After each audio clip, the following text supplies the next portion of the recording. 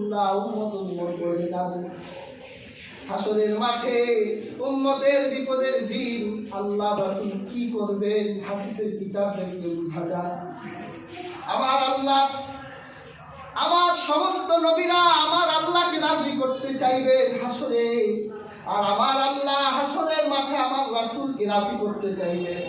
সূরা দুহা খুলে, সূরা দুহার ভিতরে ওয়ালা সাউফা ইউতিকা রাব্বুকা ফাতারদা, এই আয়াতের ব্যাখ্যা এসেছে আমার রাসূলকে আল্লাহ, প্রত্যেক নবীকে আল্লাহ একটা দোয়ার ফ্যাসিলিটি দিয়েছিল।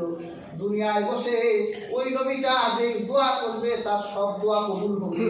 সমস্ত নবীরা দুনিয়ার বুকে তাদের দোয়াটা খরচ করে ফেলেছে, কিন্তু আমার রাসূল উহুদে রক্ত দিলেন, আমার রাসূল তাইফে রক্ত দিলেন। ফেরেশতা এসে বলল আকাশে হাত তুলে আপনার দোয়াটা করে ফেলেন, কিন্তু আমার রাসূল উহুদে দোয়া করলো না, আমার রাসূল বদরে দোয়া করলো না, খন্দকে দোয়া করলো না, দোয়াটা রেখে দিল। এই দোয়াটা আল্লাহ রাসূল রেখে দিল। আল্লাহ হাসরের মাঠে বারবার নবীকে জিজ্ঞাসা করবে আরাবিতু, আপনি কি রাজি আছেন? আপনার এই উম্মত দিলাম, এরে দিলাম, এরে দিলাম, এরে দিলাম, আপনি কি রাজি আছেন? আল্লাহ রাসূল বলেছেন লা আরদা ওয়া ওয়াহিদুম মিন উম্মতি ফিন্নার, আমি ততক্ষণ পর্যন্ত রাজি হব না যতক্ষণ পর্যন্ত আমার একটা উম্মত জাহান্নামের আগুনে জ্বলবে। সুবহানাল্লাহ, আমি ততক্ষণ পর্যন্ত রাজি হব না।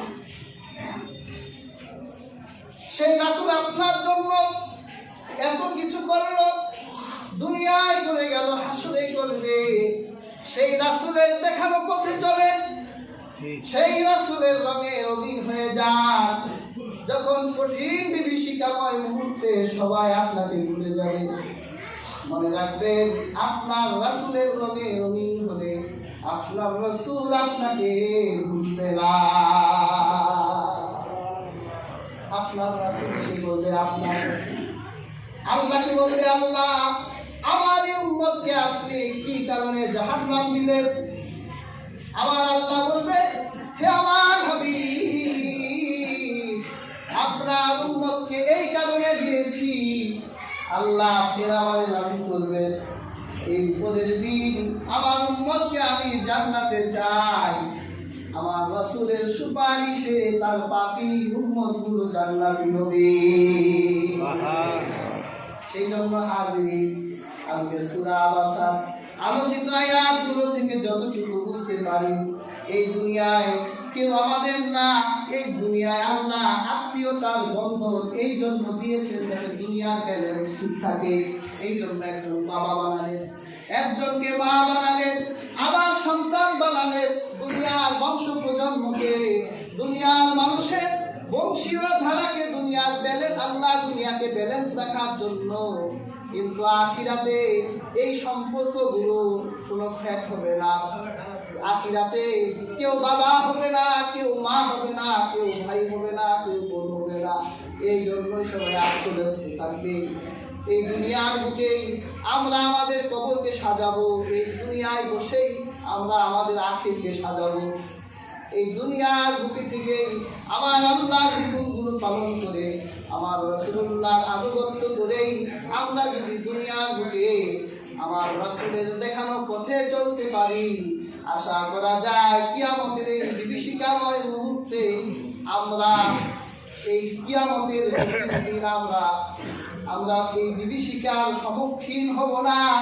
আল্লাহ পাক আমাদেরকে আরশের ছায়ার নিচে রাখবে। মনে হবে যেন একটা মুহূর্তে হাসর শেষ। সুবহানাল্লাহ।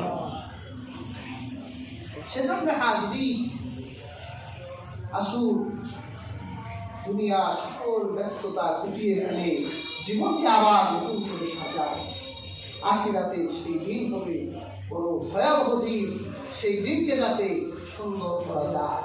রাসূলুল্লাহ সেই দিনে আমাদের পারের মাঝি হবে। রাসূলুল্লাহ সেই দেখানো আদর্শ অনুযায়ী যাতে আমরা জীবনকে পরিচালিত করতে পারি। আল্লাহ তাআলা সেই তৌফিক দান করুন।